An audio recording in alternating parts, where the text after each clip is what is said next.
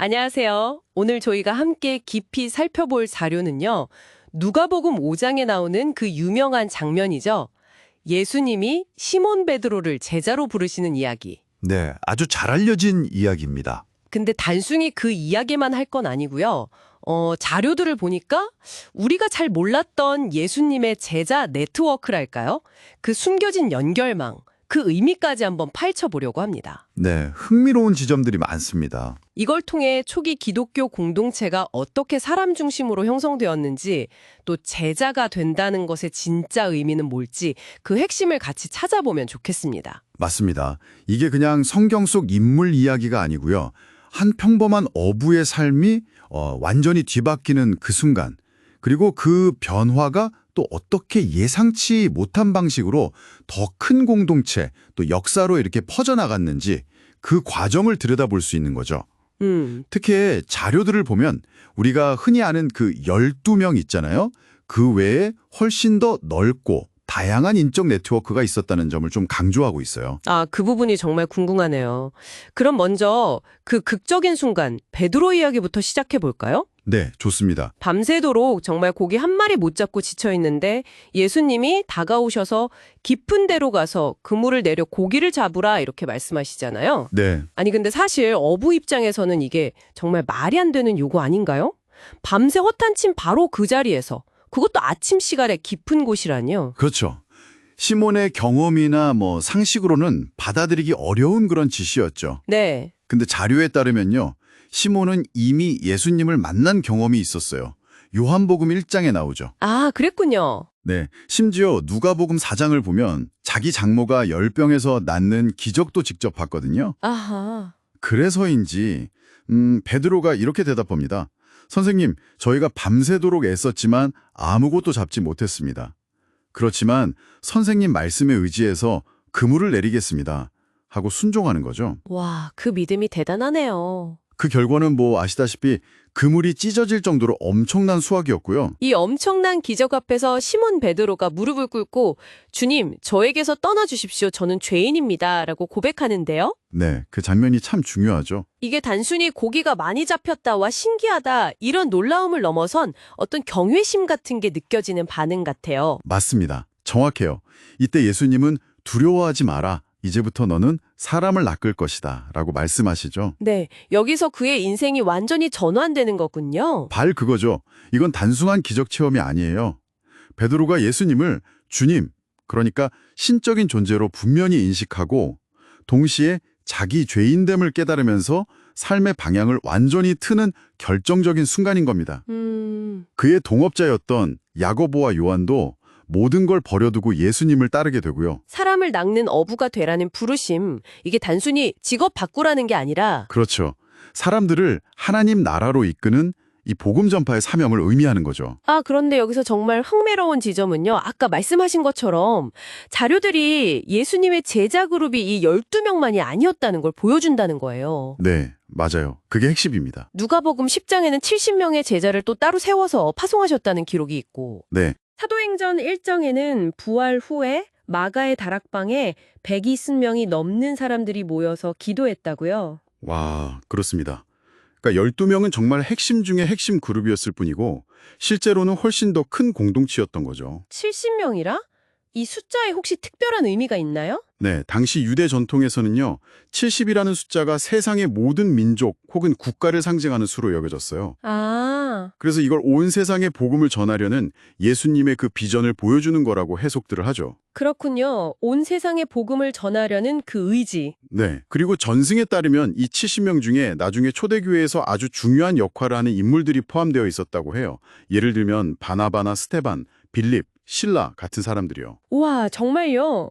이 사람들이 나중에 사도행전 역사의 주역들이 되잖아요. 그 시작이 여기 있었더니. 그렇죠. 의미심장하죠. 그리고 또 놓치지 말아야 할 게 여성 제자들의 역할이에요. 맞아요. 막달라 마리아는 유명하지만 그 외에도 여러 여성이 있었다고요? 네, 누가복음 8장에 보면 헤롯의 재무관리인이었던 구사의 아내 요한나, 또 수산나 같은 여성들이 자기 재산으로 예수님과 제자들을 섬겼다고 나오고요. 자신의 소유로 섬겼다. 대단하네요. 네, 심지어 누가복음 24장에서는 부활의 첫 증인이 되기도 했죠, 이 여성들이. 근데 특히 그 요한나라는 분의 배경이 정말 놀랍네요. 헤롯의 천직이, 그러니까 재무관리인의 아내라니. 그렇죠. 헤롯 안티파스는 예수님을 경계하고 결국 세례 요한까지 죽인 인물이잖아요. 근데 그의 최측근 아내가 예수님을 후원했다는 건 이거 보통 위험한 일이 아니었을 텐데요. 바로 그 지점입니다. 헤롯 가문과 아주 가까운 사람이 예수님의 제자 그룹 안에 있었다는 사실.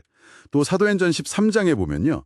헤롯 안티파스와 같이 자란 사람, 그러니까 젖동생 마나엔이라는 사람이 나오는데 이 사람 역시 안디옥 교회의 지도자 중 한 명이었다는 기록이 있어요. 와, 헤롯의 젖동생까지요. 정말 복음이 예상치 못한 곳까지 스며들었네요.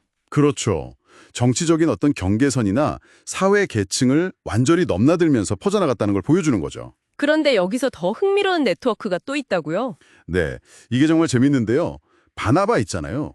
이 사람은 예루살렘 교회의 그 중심지 역할을 했던 마가의 다락방, 그 집을 제공한 마리아와 친척 관계였어요.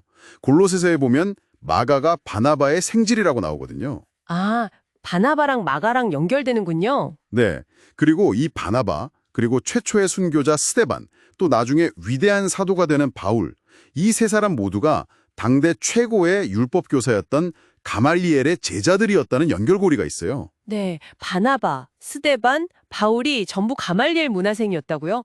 와, 이건 정말 몰랐네요. 그렇죠. 이게 초기 교회가 얼마나 긴밀하고 어쩌면 전략적이기까지 한 인적 네트워크 위에 세워졌는지를 보여주는 강력한 증거라고 할 수 있습니다. 이야, 이렇게 연결해서 보니까 정말 놀랍습니다.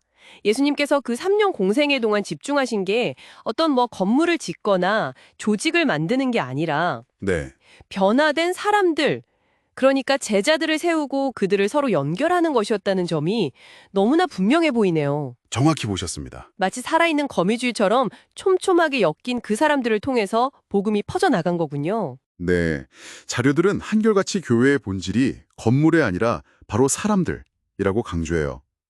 그리스도를 따르도록 부름받고 병화된 제자들. 예수님은 바로 이 역동적인 인적 네트워크 위에 교회를 세우신 거죠.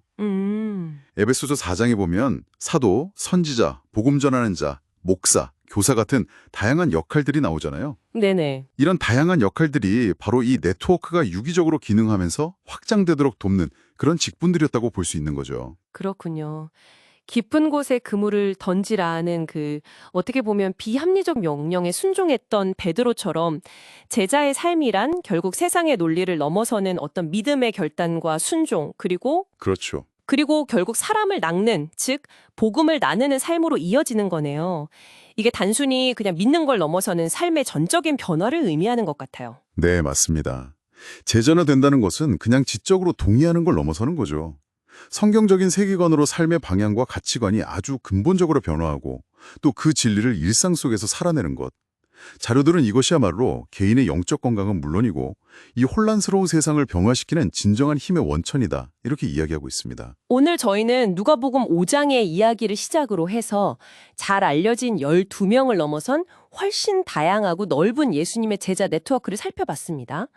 헤롯 가문의 사람부터 최고의 학자 밑에서 공부한 이들까지 정말 놀라운 인물들이 촘촘하게 연결돼서 초기 교회의 기초를 이루었다는 것. 네, 그렇죠. 핵심은 결국 건물이 아닌 사람에게 투자하신 예수님의 방식이었습니다. 맞습니다. 이 1세기 기독교의 아주 역동적인 인적 네트워크, 그리고 이 사람 중심의 접근 방식은 오늘날 우리에게도 깊은 질문을 던지는 것 같아요. 어떤 질문일까요? 지금 여러분이 속한 공동체나 또 여러분이 추구하는 어떤 목표에서 이 사람이라는 핵심 가치가 얼마나 중요하게 또 중심에 자리 잡고 있는지 한번 돌아보시면 어떨까요? 어쩌면 우리가 가장 중요한 것을 놓치고 있지는 않는지 오늘 나눈 이야기들을 통해서 한번 깊이 성찰해 보시면 좋겠습니다.